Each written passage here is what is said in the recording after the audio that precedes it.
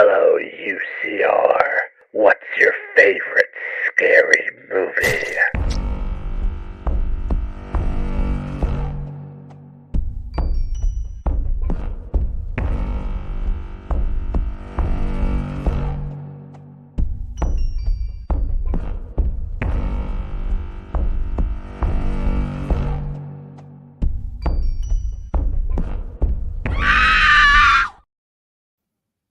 Well, a big howdy ha out there to all our Uncensored radio fans that like things a little bit horrific. Welcome to another installment of Uncensored Horror. I am Steve, and my lovely co-hosts are here. A trilogy of terribly talented people, obviously. Miss Katie McCarthy and Luke is here. And of course, we are here to wrap things up? Question mark. Wrap things up? I don't know. On the Ty West X trilogy, because ladies and gentlemen, porn stars and serial killers everywhere. Today we are going to be discussing the much awaited MaXXXine, the third in the trilogy from Ty West. Well, it's been a little bit of a wonky way round to get here, but it's all right. Middle movie first, the first movie second, and the third movie third. Good description for this one. Yes. and we all went to the cinemas. We were all good kids, and we went to the cinemas and supported the box office and did the thing. And we're like, we did the thing. We did the thing. It was an interesting movie to see in the cinemas. I didn't expect as many people as there were in my cinema. I was like, if anyone's going to come and watch this on a Thursday night, but there they were. Yeah, mine was empty. Literally, it was myself, the person I went with, and then a couple that were there. And that was it. 4 people. 20-something people in the screening I went to, which is surprising. I was like, oh, okay.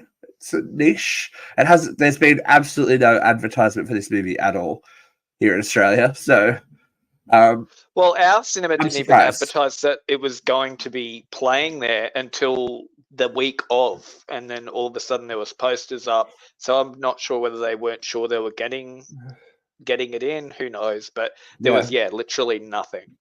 It's very surprising. And what about stateside, Katie? I know that they've done billboards and stuff, and like in Hollywood, but I mean, has there been much hype around it I feel like there's a lot of hype leading up to it, but like it's a week out from the release date and it's all died down. There's been a lot more hype for Long Legs, which is not out here yet, so we can't talk about it. We can't talk about it yet. It comes out next week. I think we might have to double up and maybe see that one too. Just judging from up in so long. Judging from the reactions that we're getting, but it's interesting, and I think this is a bigger conversation, cinema-wise, is that there's just not a lot of hype around movies anymore. Right? Remember, you used to hear about a movie coming out, and there'd be a teaser trailer, and then a trailer, and then like. That's a symptom of oversaturation. We got stuff being released on streaming services all the time. Like, there's just so much that, there's not, unless you really want to see something. Like, we all wanted to see MaXXXine because we all really enjoyed X and Pearl. But for just the general population, there's just so much getting thrown out there that I think, people just sort of happen upon things. And I'm talking like bigger, like a bigger, like wider scope than that. I'm thinking about Disney movies. Remember when Disney movies used to be an event when they came out, and these ones just kind of they put them out in the box office. They put them out in the box office without any kind of anything, and they wonder why like they flop. It's like you used to make events of these movies coming out, like, and I was just like, oh yeah, see this one. In fairness, they really did with like I feel like the live action of The Little Mermaid, they really pushed and pushed and pushed. I just feel like I didn't enjoy the film that much. I enjoyed the animated version just because I feel the magic was lost in the live translation. I felt the same with The Lion King as well. It worked better as a cartoon. Okay, I'll say this. I feel like Maxine didn't have as strong as a marketing campaign as something like, okay, I'm going to go back to long legs again. Yeah. And they teased that out. You know what I mean? They really teased it out. The marketing campaign behind long legs, and I don't want to get too much into it because I know we're going to go really in depth on this when we talk about it. And the marketing campaign behind that was similar, not similar to the one for Smile, but it was really in depth, like Smiles, and one of the better campaigns. And I feel like Maxine did not have a great marketing campaign like theirs. Yeah. And granted, Ty West is a fantastic director. I love Ty West. He's one of my favorite directors. But I feel like if he had a better marketing campaign, and he could have easily played off 80s nostalgia, which people love 80s nostalgia. He could have found something to do with that.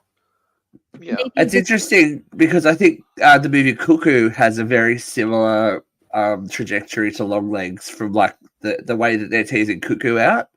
It's going to be kind of the same vibe. Like it's got that kind of what's happening here vibe, which kind of helps. And it's from the same studio from yeah.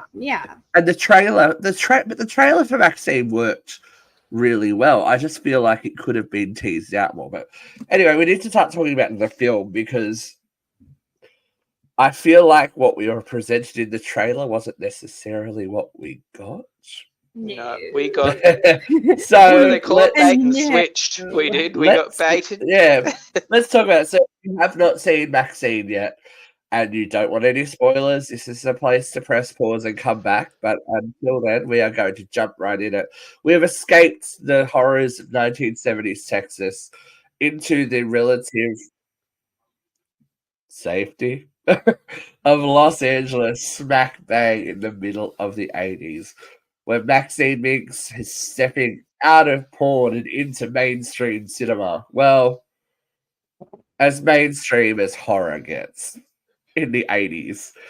Now, it's getting filmed in the Hollywood lots. That's pretty mainstream. It's very interesting. The aesthetic of this movie, even the way the titles and everything roll by, and like our introduction, the black and white flashback video of Maxine trying to be a star, even at a young age, and trying to preach. And I feel like there's going to be so many tattoos, right? I will not accept a life I don't deserve. Will be the newest tattoo that's coming out. I would get it. I'm like, that's cool. Do you think that's one thing the movie really nailed though, was that 80s aesthetic, and it really did feel like it was in the 80s? I think that's the one thing it hit right on the head. Yeah. Setting wise, yeah. I mean, you were right in the 80s. That was perfect. Yeah. They got that 100%. I mean, it was one of the big things to stand out to me in the trailer is Mia Goth has produced this movie. I saw that. She did. How smart is she? Wouldn't you? Like she knows now. She's the draw card. Hey, get paid, baby. She's learnt from Jamie Lee. She's learnt from Jamie Lee and Nev. Like, I'll be a scream queen, baby, but I want that bank as well. Yeah. But I think that's one thing that Ty West is really, really good at, is just setting the scene. He just knows how to pull you in with your surroundings. Just really get you like engrossed in your surroundings, and just really kind of setting us in a timeline too. We firmly get these Night Stalker reports as well, you know, right? Yeah. This is for people that aren't really well, I guess people that are watching Uncensored Horror will know who Richard Ramirez is, and you know the length and breadth of his reign of terror. But this was like a powder keg moment in these communities where, you know, no one knew if they were safe or not because of his MO. Like, it wasn't one type of person. It was anyone. And this was evil, satanic evil coming to life and, you know, taking bodies from the streets and claiming innocent lives. So it's a really interesting spot to put a movie against a historical event. Now, I don't want to give anything away, but did you just feel from the trailer alone that Richard Ramirez, the Night Stalker, was actually going to play a more prominent role in this story. And I think that's smart marketing. I think, do you know what I mean? True crime is such a big thing, and if they can tease out that there's a true crime nature to this thing, like look at all the podcasts that are popular at the moment. Like, it's true crime. True crime rates up there all the time, especially historical true crime. People love to re-examine this stuff. So putting someone as infamous as Richard Ramirez up against, someone that's as infamous as Maxine Minx is an interesting mix. But it was definitely a bait and switch. Definitely like a big bait and switch, I think. Yeah. But because that's how I felt. That I was like, yeah, look, I wasn't mad about it. I was just expecting, like, perhaps more. That was going to be the confrontation. Yeah, look, and I think that was the intention as well, to make sure that he loomed. It was interesting because his presence loomed in the background of the movie, which gave it kind of another sense of danger, because does this character play a part? We don't know. They keep referencing him, and it's like, oh, okay, is that gonna be part of the story? Is it influencing the killer? Is it, it's really interesting. I thought it was a really cool way of using history to kind of back it up. It reminded me of movies like, well, you'll know. Remember movies like Freeway and stuff like that, like where we have reality-based killers in a cinema world. Yes. Yeah. Based on and it's all like sort of happening around them. And no, it was good.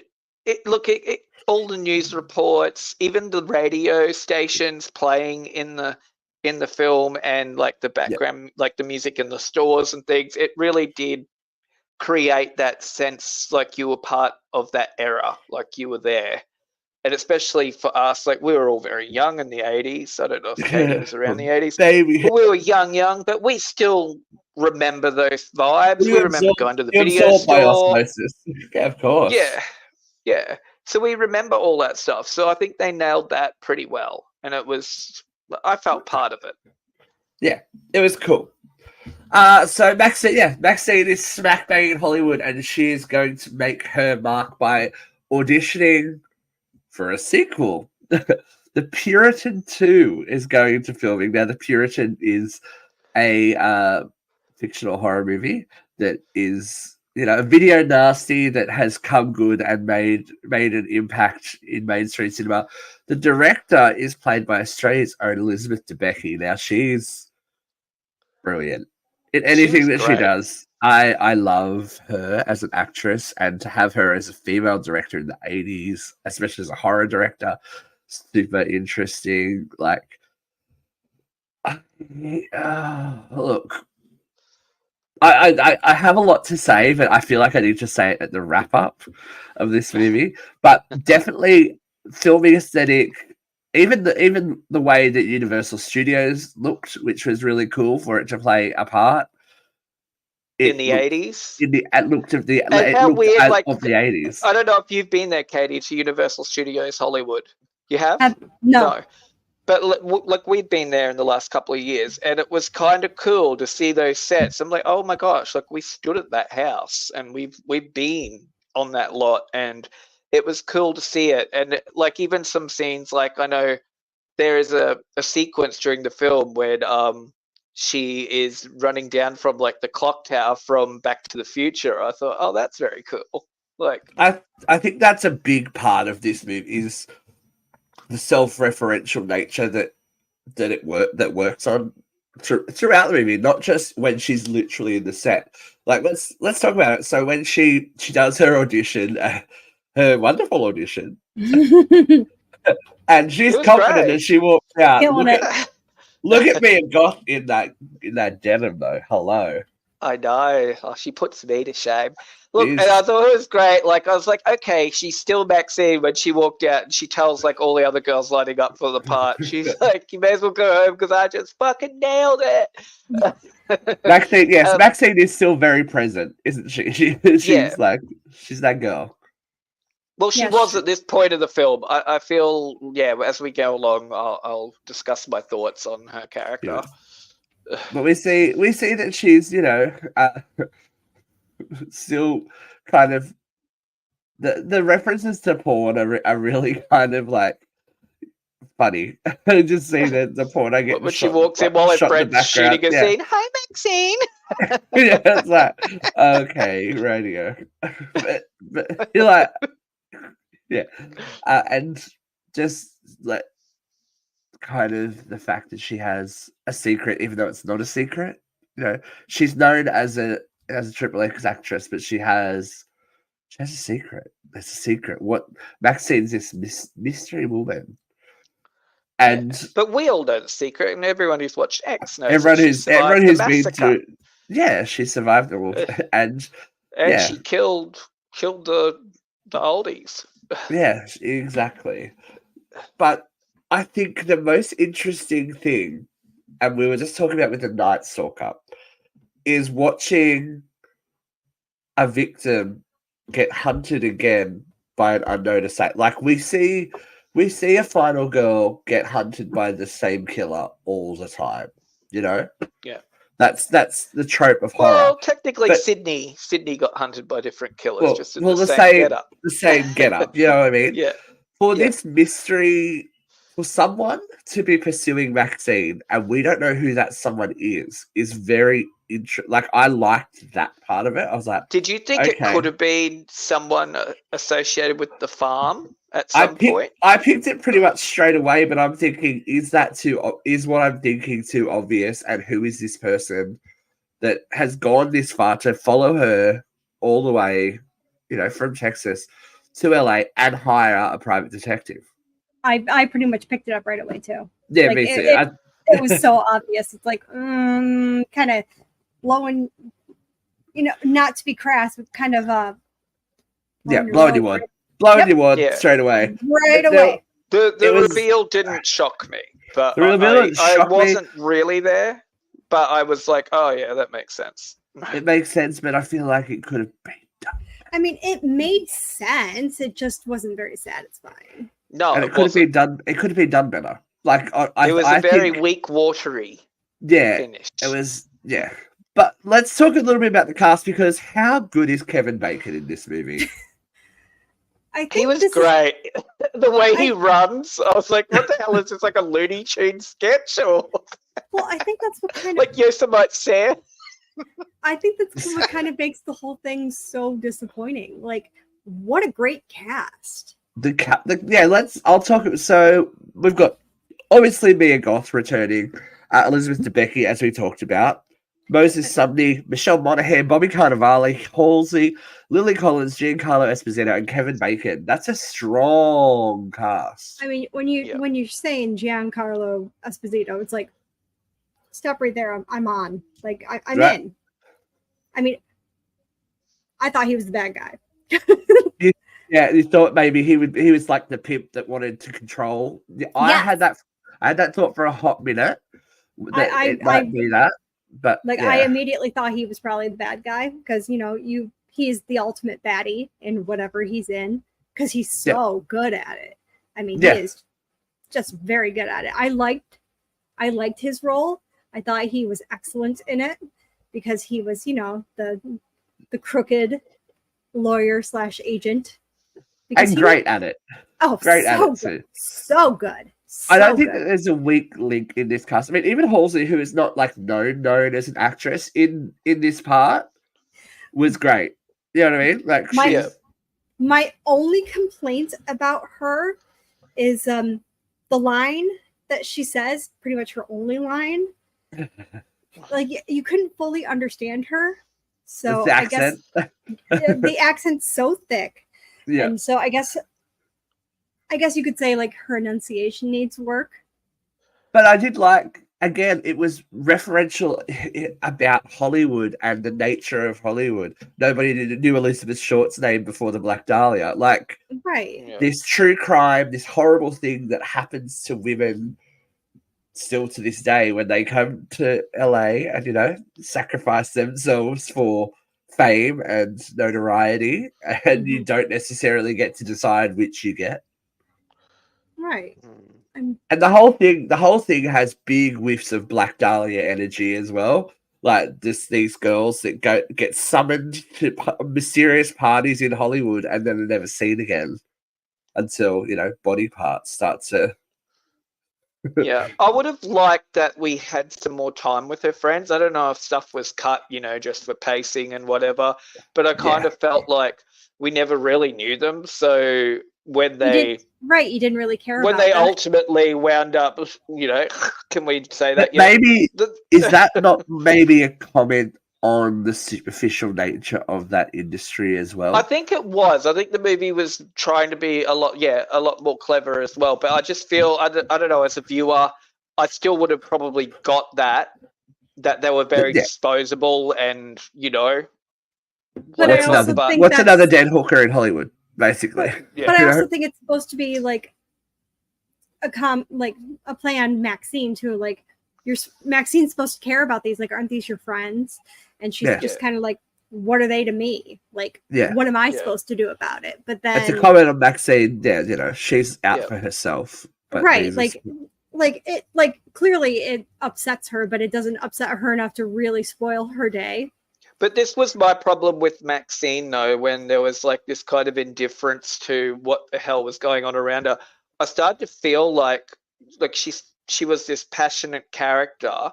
Like, yeah, she was very self-centered and whatever, but we started to lose her a bit, I feel. But I think this is the point. I think everyone has gone with her being the final girl. She's meant to, like, after X, we're like, oh, she's the final girl.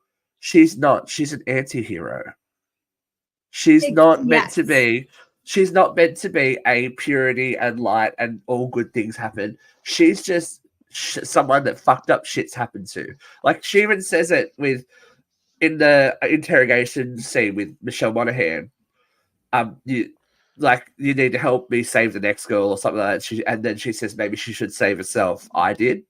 Yeah, she's just so irreparably broken that she just can't.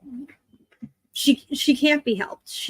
That turns on the dime too. She decides to, you know, she finds that. So she does have that journey. Well, it's Leon that does it for her. And I think I gotta say it's pretty messed up that they pulled blanket to do that to her. Oh yeah, well we haven't introduced him yet. So her friend at the video store. Yeah, played by Moses. Was it? His character's name? Yeah. Yeah, and it was that. Yeah, I feel like we could have made a little bit more of that relationship for it to matter more. Well, I felt like he was like her gay friend, but he was never actually said to be gay because he was like he's the other guy who doesn't want to fuck her or something. Yeah. So yeah, I don't really know. Yeah, we didn't get a clear view of that, but maybe we didn't need it. I don't. Here's my opinion. I feel like we may have sacrificed a lot of story that would have made the movie a little bit better for aesthetic. I mean, clearly she cares about him. She feels safe with him. Yeah, there's clearly a bond there.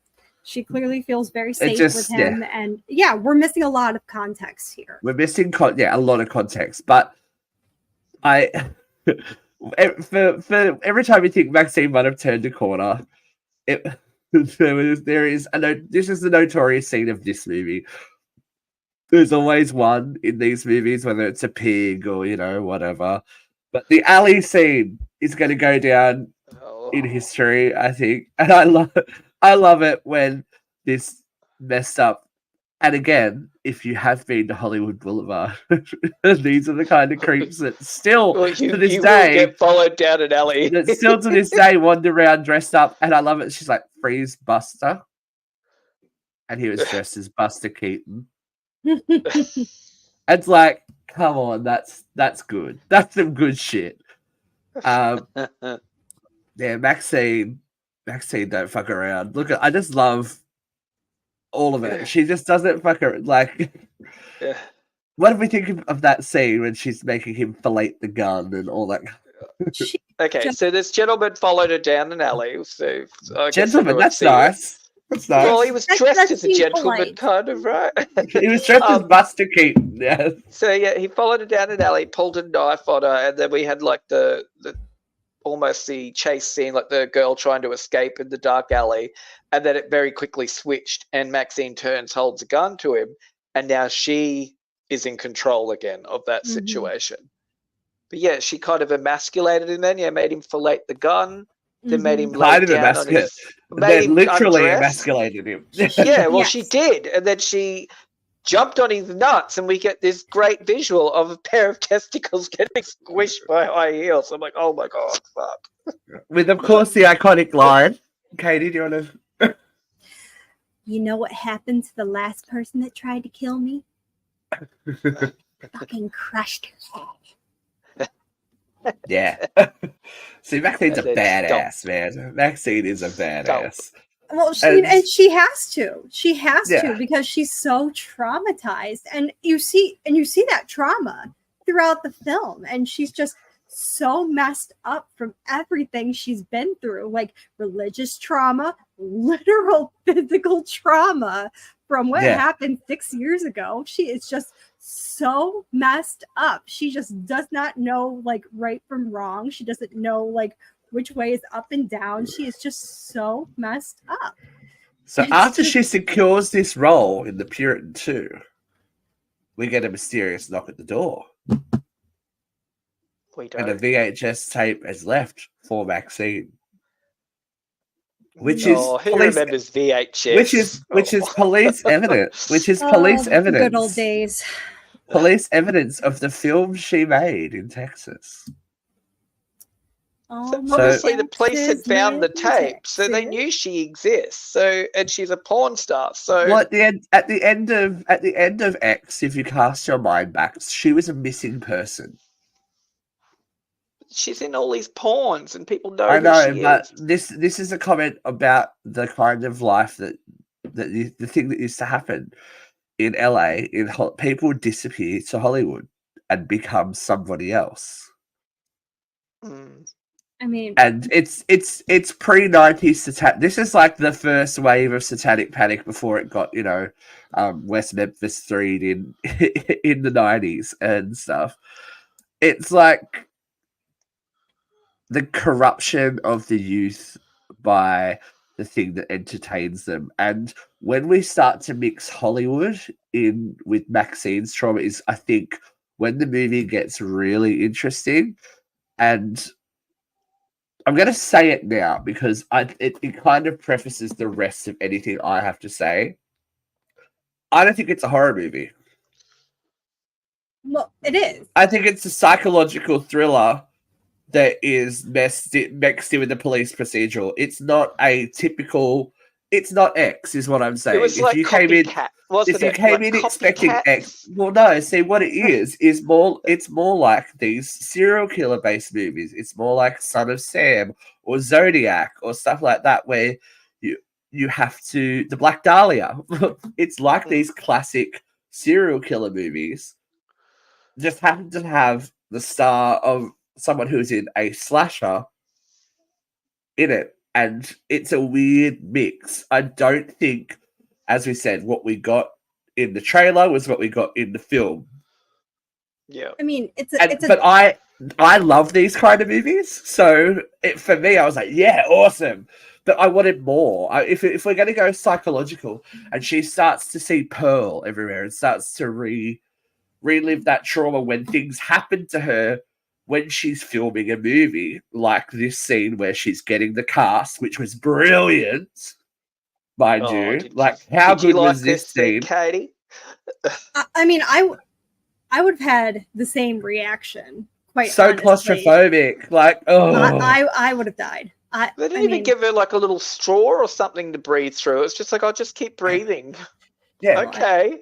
I mean, who's that actress? Is that Sophie? She's from Thatcher?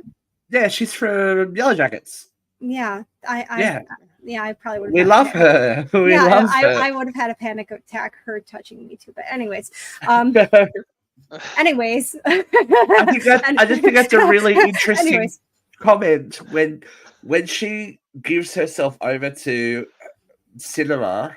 She starts to associate, and or regress or experience or her mind, something in her mind when a camera's in front of her or she's involved in a production takes her straight back to that experience, because she's literally flashing back to Pearl molesting her. Let's put it that way.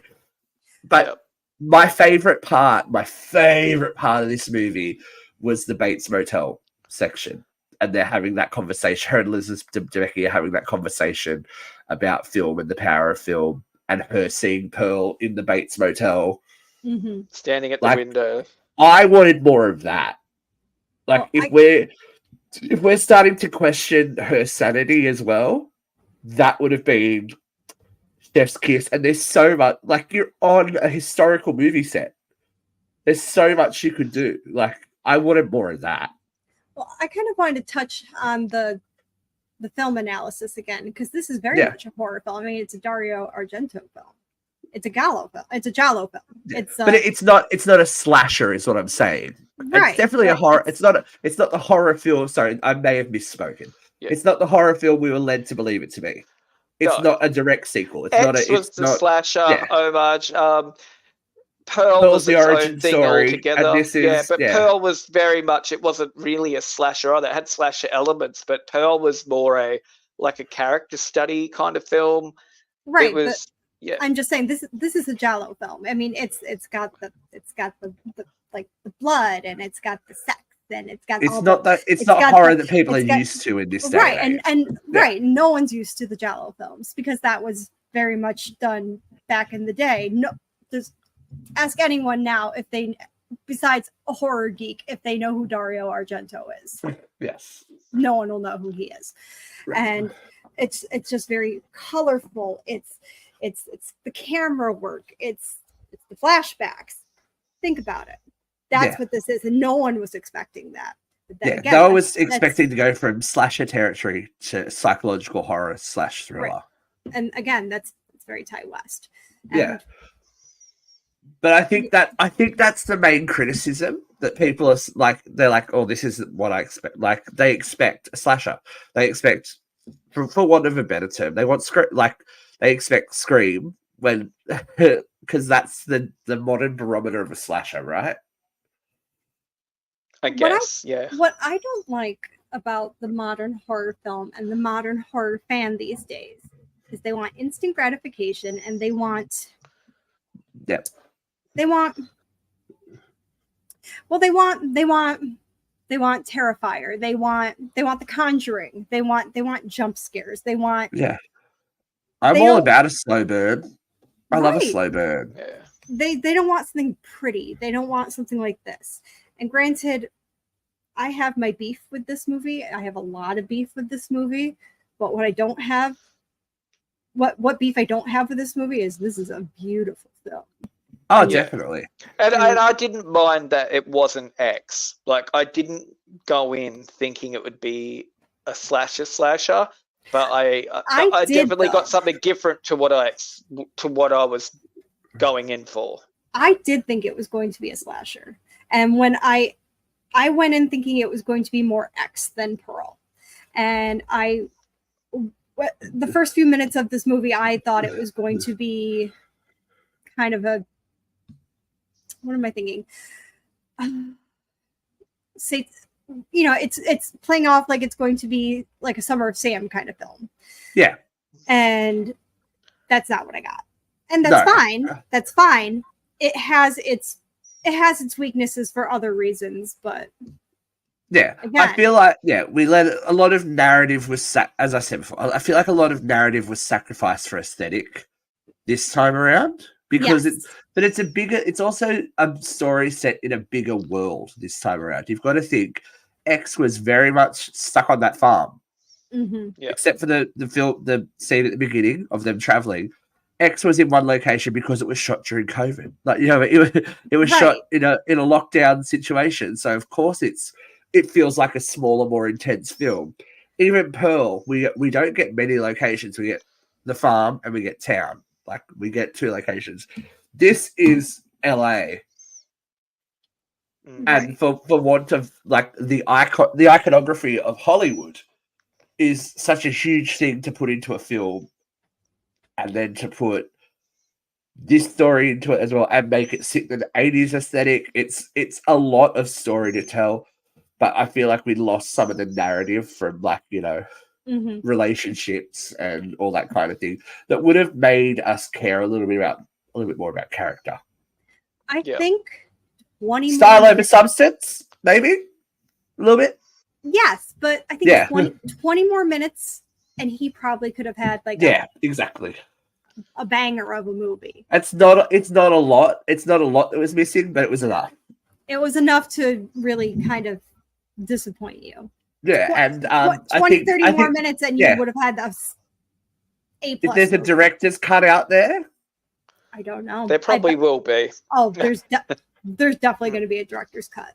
You know what I mean? I'm sure it's cool, and it's I really like what it had to say about Hollywood. I like we got to meet Lily Collins and see all of the horrible things that happened to her and her head. I kind of love that we killed off Snow White in this film. That's just like, ooh. That thrills me to no end, because you don't expect Lily Collins in a movie like this. So she was the lead of The Puritan, and for whatever reason, she was in the sequel. Maybe I think she said she was filming flashback scenes or something like that. She's doing flashback scenes, and she's been brought back because she's the star of the first film. Good to meet you, Nadine. Yeah, Nadine. That accent. Clearly, I'm not an actress. I just love. There's so much. If you are a Hollywood head, if you're a serial killer head, if you know about LA, like, there's so much in this movie. It's kind of like a love letter to the dark side of Hollywood. Mm-hmm. It's like I really enjoyed it. I enjoyed that aspect of it. But Maxine is pushed. I feel like maybe if we had a few more bodies. I'm telling you, the last 30 minutes of this movie are the best part of this movie. The climax. Maybe a chase scene, because, like, I wanted to. We do get the voyeur scene when she's doing her dancing in the box, and we see mysterious gloved hands, and, you know, Kevin Bacon's character is working for the gloved miss. It's very Halloween 6, like, you know, the man in black, kind of, who is this mysterious guy that's pursuing Maxine. But even, like, say, Lily Collins' character, when she, like, as soon as she said she was going to a house in the hills or whatever, where the other friends are, she's going to die. But then she just, we could have probably saw something happen to her just to build a bit more. Like, I feel like, what we got later was a bit of and that you got that with a meh. They kind of teased, here you go. Like, you know, she's dead already, but here you go. They teased it with Halsey. It's like something horrible's happening through those doors. Like, we get that, we understand that, and they get branded with the you know, satanic stuff. Yeah, it's just like a little bit more of that. Like, a little bit more of that. Like, I want to feel the danger to Maxine, because the only danger at the moment is that she's going to be exposed for being for this porno and being involved possibly in some murders, which is, you know, where Giancarlo Esposito steps in as her agent. Yeah, like, and, maybe walk in on Lily Collins being murdered. Like, that to me would be exciting. Yeah, it would have just maybe had some and more just a little bit more maybe danger, try and save her, or don't a little bit more danger around Maxine herself. You know, like, I feel like if she wanted to, she could have just said nothing, because once she like gives Kevin Bacon her ultimatum with a fistful of keys, Oh, yeah, that would Oh, make it and hurt. how about like St. Elmo's Fires playing in the car? She gets out the keys and just smashes him and messed his face up pretty bad. Mhm. And yeah, that was Maxine back again. But I did feel like we were like she was fading in and out a bit. Like I got the point of the film that all this stuff's happening around her, but sometimes I'm like, well, sometimes there's no point of her even being there. Especially once we got here. Once we get to this scene. Oh, Yeah, love that this was savage scene. as fuck. Once we get to this scene, she really car doesn't crash. have anything else to lose. Like, do you know what I mean? Once, Yeah. So we should explain it because we've just flashed a photo up, but there are people who just listened. So it's the scene where Kevin Bacon is captured and he's in a car crusher in his vehicle, and you think they're just faking him out, like they're trying to scare him. I never thought they were faking him out. Oh no, I thought they were. I knew he was done. Because prior to that scene, Maxine was told whatever's distracting her I'll squash it. He says I'll squash it, doesn't he? Does he say I'll squash it? You better squash it. No, she said you better squash it. She says you better squash it, and Maxine goes, "Oh, I intend to." I intend to. Yeah. And she literally squashed it. She literally did squash Kevin Bacon in a car crusher. She quite literally squashed Kevin Bacon. Ty West loves the explosion of blood. I think we've learned he loves to crush things. And Ty he loves West the explosion of blood. He loves him some blood. But for all intents and purposes, it was really over for Maxine here. She could have. There was no threat. Like with him gone. Yeah, she thought the threat was over. What was gonna happen? He would have to hire the man that was after her. This mystery man, which we'll get to in a second. This mystery man would have to essentially start again. Mm-hmm. There was nothing like the stakes were kind of over for her. He wasn't coming directly. This is what I mean. I needed a bit more direct danger for her. Because once Kevin Bacon's gone, he's the arch enemy at this point. He's the one that is putting things into action. The other guy is just looming. And you can loom as much as you like, but unless you're because I figured he killed her friend and he'd obviously killed the other two girls. But he hasn't done anything to her. That's the thing. Yeah, but I felt like he was the one because Kevin Bacon didn't kill anyone. This guy did because I remember. Kevin Bacon was the one that delivered the tape that's going, I will expose you if you don't do X, Y, and Z. With him gone, he doesn't have his right-hand man. Old mate has to get involved. But she involves herself because she gets them. Right. All of a sudden? Question mark. I think it's the death of Leon that gives her that kind of conscience because she's just kind of like, you know what, I can't let something happen to this, like someone else. I think that's really what kind of wakes her up. I know, but I just don't know that it was given enough gravitas for it to be a moment, like a life-changing moment. Yeah, there wasn't no obvious look, the lines, save myself and all that kind of thing. But I needed more. I just needed a little bit more impetus for her to go, all right, I'm going to go take care of this. I mean, because there wasn't really a threat. Right, because she's seen Leon's dead. Yeah. She knows in the back of her head that Lily Collins is going to the party in the hills, and she's got to stop. Like if they had a closer relationship or something. I guess. Yeah, I just needed a reason for her to go up to that house. Yeah, but maybe it's just enough that that's innocent blood on my hands that I could have stopped, because you could see her kind of like the wheels turning in her head when she says, "I'm going to a party in the hills," and you can see her hesitate for just like a second, like I just needed a bit more. Maybe I could have stopped her.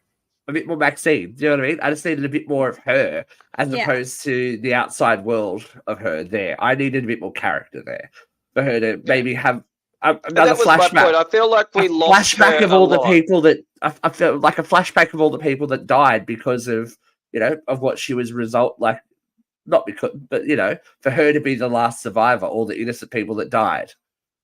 throughout the trilogy, and we go, oh, okay, cool. Now she has motivation. She's made decision. Like, just something as simple as that might have made it a little bit more clear, because she just kind of goes, all right, I guess I'll go to the house. And I'm sorry.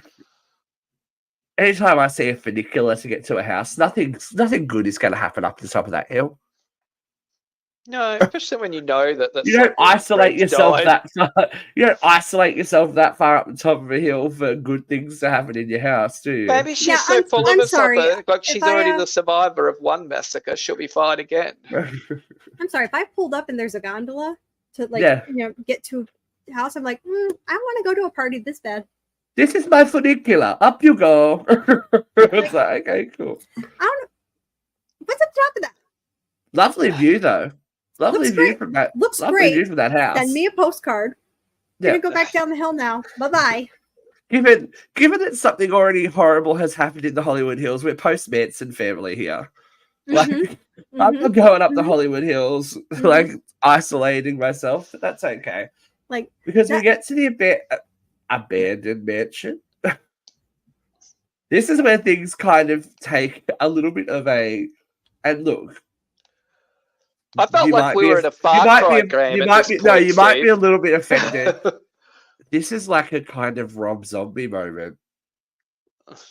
I was like, we've got like face painted cults out of nowhere. It was Lords of Salem a little bit. Like, I'm like, wait, what? That is a bit offensive. That's how it was. How very dare. But it was a very weird and instant turn. It's just like, okay, the big revelation is the person that has been after Maxine the whole time is her father. Yeah, is her father the preacher? Big shot. And his motivation is to, again, like his daughter, be a star, but be a star for saving the youth of America from the evils of Hollywood and evils of film, etc. Yeah. I think, now, stay with me on this. Okay. We are to believe that those protesters at the cinema, at the studio, at the lot, yep, are the same people in the cult, correct? Yes. Some of them are, at least. Some of them. Would it not have made more sense? And this is a filmmaking thing.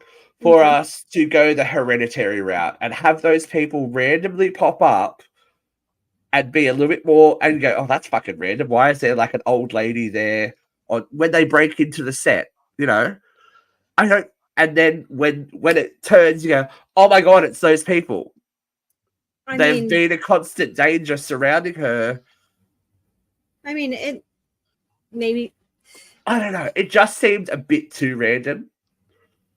Yeah.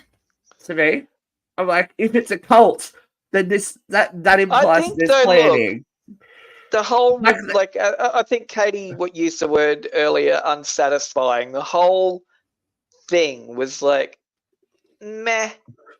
It was kind of by this point things were just sort of, I think, flailing a bit. Like, can I give you an example of maybe what I thought would be good?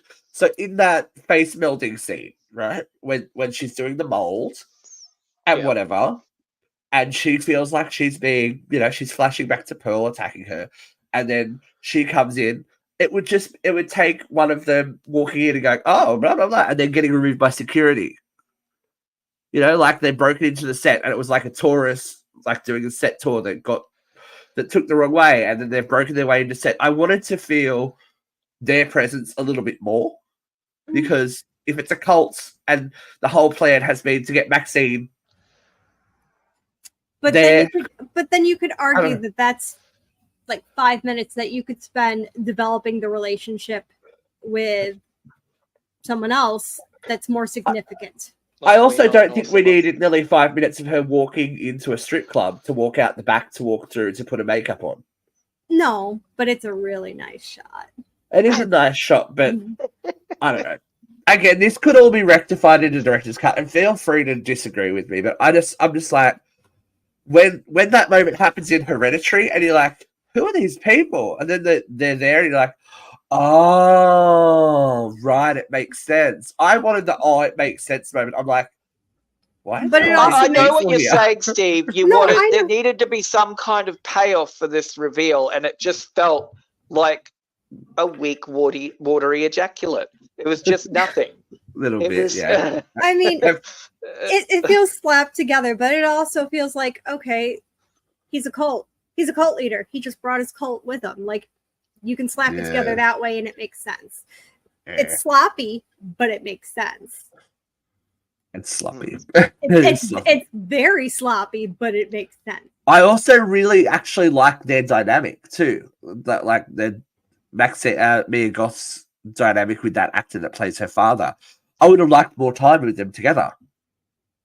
Yes, I agree with you there. Their dynamic was that I said that the last 30 minutes of the film is probably the most interesting. It's the most action packed anyway. Yes. But a lot of people say the first two acts are like their favorite part of it, and it's like a build to something that they didn't want. Yeah, that's a lot of the arguments I'm seeing on Reddit and places if like that. If that. the first two acts were a little bit stronger, it might have strengthened it. Like if the end act had pollinated into the first two acts, it would be a stronger product as a whole. Maybe. Because then then we go to a random shootout. Like the Firefly, that was awesome. That like was the Firefly finale, 90s, not to go Rob Zombie on us again. 80s, 90s police shootout, like two police officers taking down a whole army of people. Yeah, the shootout was kind of, it is what it is. It was something. It is what it is. And I feel the chase to the Hollywood side thing. Brilliant. Love that the finale happened at the Hollywood side. That's such a good commentary. I do feel sorry for Bobby Cannavale's character, who always wanted to be an actor. I love that he grabbed the sign and left his blood. I just kept seeing him in Will and Grace the whole time. I'm like, it's good. It's beautiful imagery of his dying grip and the blood streaming down the Hollywood side. It's like, oh, that's good filmmaking. Like, oh. I love Bridget Moynihan. I told you I'd get him rolling down the hill. It's like, I wanted to see, like, she got a crucifix in the eye. When has that, like, I would like to have seen him playing with that while he was, like, give me something. I want to know if she lived. I was invested in her. I want to know if she's alive. We'll talk about that because Maxine gets hers at the end, basically. All right. Did you think when the helicopter started circling and it's all over Maxine? Mm-hmm. Did you think what happened post that was could just be a dream? And they shot her? Yeah. I was like, oh, they're going to kill her because she's got the gun. Like, yeah. You can't just blow someone's head off in front of the police and them not do anything about it. Or can you? I didn't think they were going to shoot her, but I didn't know what they were going to do. I think she was out of her mind. I think she was just so... she is just so, like, again, she is so traumatized. She is just so scared. She is just... I mean, she's with her tormentor. She's with the man that's literally tormented her all her life. This man is about to die. She needs to finish him off to like have some sort of peace. I did read a good analysis / comment on this movie that the last act would have made more sense and had a bit more gravitas to it if Elizabeth Debicki's character and the makeup character got invited to a party as well, and they were up there. That would give Maxine someone, because Maxine's so bonded to her director. Mm-hmm. She wants to impress her that if she was in danger, that would make more sense. And then we would get a chase scene. We would probably get one of them killed / maimed. You know what I mean? That would make more sense. That would give her some incentive. Yeah. Yeah. Yeah, and that would probably lean more into her selfishness, right? But then maybe that was meant to be the character arc, was that she didn't really care about that actress. It was in her best interest, actually, that she got killed, but she still went anyway. No, but she ended up like all too many women in the earlier days of Hollywood, bits and pieces in falling down a staircase. It's like, oh, poor girl. But again, we get the Ty West exploding head. We do. Because I will not accept a life I don't deserve. Boom. Kapow. Now, Always had a part. what do we think of the Goodbye, ending? Daddy. What do we think of the essentially happy ending that we get? Weak. You know what I thought? Weak.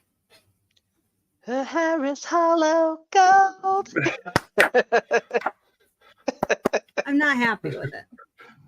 Because I think we've all just been hoodwinked to believe that this was going to be the end of a story when it's obviously not. Obviously, there is like more. the use of when that ending with the head that she was being cast in earlier with the plaster. Yeah. Being the piece, like it was a little bit of a throwback to X as well. Like she smashed in Pearl's head. She would have had to have been cast in a cast to be made into that old woman in the original film. Like it was kind of a nice little, like that's the end now. But is it though? Because her final line is, "I never want it to end." Now, this is set in 1985, right? Horror is doing, yeah. We're in the video nasty era. What happens next? We know what happens next to the horror genre. What happens before that? It dies. It dies. Maxine never wants her notoriety to end. So are we, in a couple of years' time, going to get another sequel with Maxine trying to save her career in the 90s? No, you got to think about it. It's done. I don't think it is. I don't think it is. I don't think Ty West is going to make another one. No, I think it's done. I don't think it's going to happen anytime soon. But I think they're setting it up for in 5 years' time. If they want to make a commentary on the 90s horror, you've got to think that it could be. This is the thing about Hollywood. There's always the next best thing. Maxine, she even says it in porn. She's going to age out. She's going to be irrelevant. What does that do? Does that then turn her into Pearl? We know she's not scared of killing people. It's true. But so when the next new young hot thing comes in and tries to be the horror heroine, what does that do to Maxine? No, and I honestly think to me is a more interesting movie. I don't know. I'm like, I want to see that now. I think the movie ended for these conversations. Like that's what you can imagine. Then, like, what's eventually going to happen to it? I never want it to end. Well, it has to end. Everything comes to an end. Everything has to end. But I think that last line tells. I think it tells me that there's something else coming, and it might not be soon. Because look at if we're looking at classic franchises, we look at the distance between Curse of Michael Myers, and then in the 2000s / late 90s, we get H20. Yeah. You know? There's that gap even between Scream 3 and Scream 4. Between the Friday the 13th movies. She can go and have a career, but come back and do another Maxine sequel. I gotta say, I think I'd be really disappointed if he did another one. We'll see. We'll see how it all goes, I guess, because well, that's kind of it. So, how many smashed testicles are we giving it? Are we giving it smashed testicles or cast 7 Maxine heads? No, I think it has to be smashed testicles, right? Oh God, that's so funny. All right, Luke, you want to go first with smashed testicles? Because okay, are we giving it out of 5 smashed testicles? Yeah. So they usually come in pairs. I know, but we've got a unique situation here. Okay, look, I'm going to give it. I really wanted to love this movie, and I came away feeling like WTF? Like, I felt a little bit unsatisfied. I feel like I need to see it again, though, to appreciate some of the things I may have missed in my original watch through. I'm going to give it 3.5 smash testicles out of 5, though. I think, yeah, the aesthetics were perfect. The acting was top notch. There were some great sequences. It just sort of felt a bit rickety and fell flat for me at the end. 3.5. This is a great barometer. 3.5 smash testicles. I love it. Almost a full. Almost a double up, but not quite. Katie, before you bath. How many smash testicles, Katie? We've killed her. I'm trying to keep it together, man. I'm gonna go. This guy's in pain. I'm gonna go 2 3/4 testicles. Poor guy. I really went in hoping I'd love this film because, again, I love Ty West. I think he's a visionary. I think he's one of the best young horror directors. I think he's so good. I think he's got a great eye. I think his aesthetic game is strong. I think when you go into a Ty West film, you're going in and you know you're going to be engrossed in the background. I think you're not going to be distracted by things that when you go into other horror films, maybe things would be off, like with other horror films. Like I noticed, like when you go on other time period films, it's like that's not in the 70s, that's not in the 80s, but like with a Ty West film, it's almost always dead on. It's always perfect. It's always so good. And I was just really disappointed. I felt like he really focused a lot on the aesthetic with this one and had 20-30 more minutes with this, and it really would have been such a good film. X was my favorite of this trilogy. I wanted it so bad to be good. I was expecting more of an X kind of film, and that's not what it was. But again, I think the modern horror fan is a bit lazier these days. So what are you gonna do? What about you, Steve? Smash those testicles. I'm going to be a bit controversial today. Now, as I said, I feel like there is a bit of a disassociation between what the trailer promised us and what we got. I actually really love the kind of film that we got. I love a serial killer film. I love a psychological thriller. If anything, I would have liked more of a push towards that. If she's going to associate, filming and being on set and all that kind of stuff with the trauma she experienced, then I wanted more of that. Like, give me more psychology, give me more psychosis, give me more of that, and make it a serial killer mystery. Like, it wouldn't have taken much for them to get someone that looked like Richard Ramirez to just walk past in the background, so you go, "Oh my god, the Night Stalker is in it." Like, I know that it's a red herring, and as horror fans, we expect red herrings, but just for those worlds to brush up against each other a little bit, I guess. I do agree that it is probably substance, style over substance for a little bit. And as Katie said, if there is a director's cut out, I'm sure that will make it a more cognizant, clear film. But I am going to give it quite a high rating because out of the 3 films, and as Luke said, watching it back might change my mind, this might actually be my favorite. Interesting. I see. I didn't love X. I thought, like, I feel like I've seen felt X X before. was a bit pedestrian, but it was fun. It was cute. It was shot really well. Pearl was what made that universe. Pearl made X a better film, and this is like the after effects and all that. I wanted more Maxine time, like more character based stuff, as opposed to we're in the 80s. But yeah, we'll see. Yeah. And look, I was confused by Maxine's journey in this film. Yeah. That's what I'll say. That's my closing. The cast is amazing. The acting's amazing. Like everything about it was great. I feel like Just the ending, the wheels fell off a bit quickly, but it could have been rectified by just small changes. So I'm going to go 3.75. Smash testes. Smash testes. Yeah. And nearly a full pair as well. But I think it's interesting that we can't agree on it either, because it seems like that's the response that this film's getting. Like, X was this big, shocking, like, amazing, like, okay, the slasher's back. Then Pearl popped out of nowhere, and it's like, oh, okay, amazing. There's something else.